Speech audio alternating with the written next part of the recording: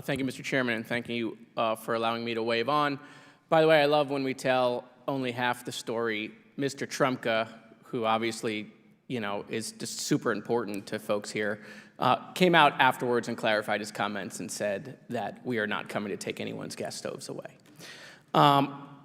So, Dr. Richmond, I have a question, and I'm sorry for this line of questioning, but I think it's important because of the messaging that has now not gone on in just this hearing, but a markup and a previous hearing.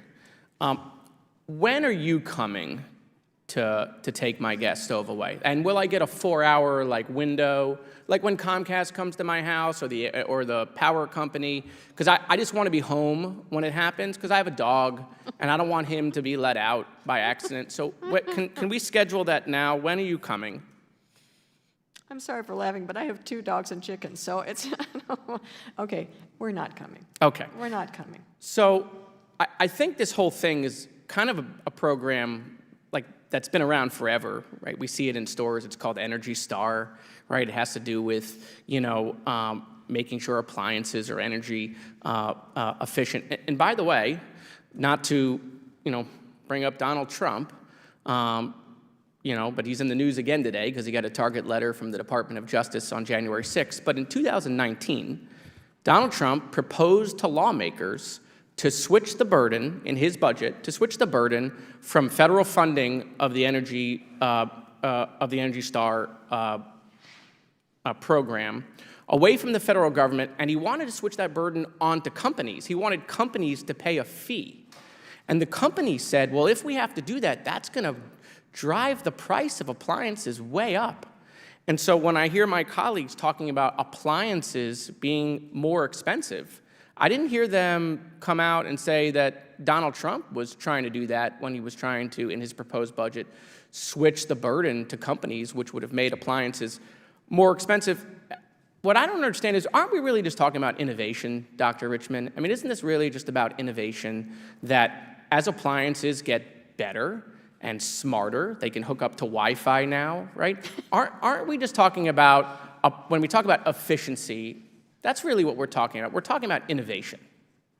Yes, absolutely. And again, I'm a research scientist all my career. I understand innovation and I understand the challenges, believe me, of research, but I also understand the value of it. And you're absolutely right. If you look at the amazing innovation that's gone into our products, there's a TV on our refrigerator. I mean, things like that are just remarkable. And haven't we done really the same thing with cars? I mean, is anyone advocating that cars should only get 1 mile per gallon?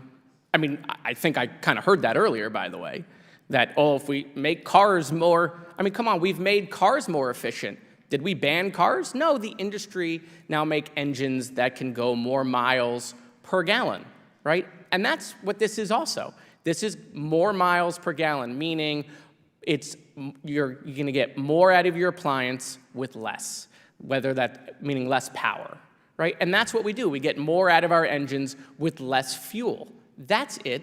It's an efficiency thing. And gas stoves are not going to disappear, or blenders, or dishwashers, or refrigerators, or the NutriBullet, or Ron Popeil's dehydrator, or, I could go on, anything that they sell on QVC.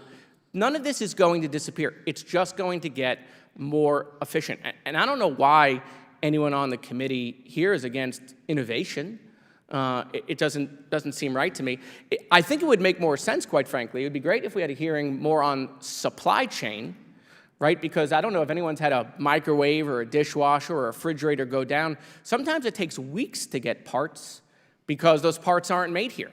And in fact, that's what the Biden administration was doing with the Chips and Science Act, which is trying to get these microchips made here in this country. Obviously, most of my colleagues across the aisle voted against that. But when we talk about appliances and the American people, we should try to make it easier for these appliances to get fixed by onshoring and nearshoring where these appliances are made. And just to finish it off, anyone keeping score, any parent out there, anyone who has a kid, let me tell you something. Here's the score.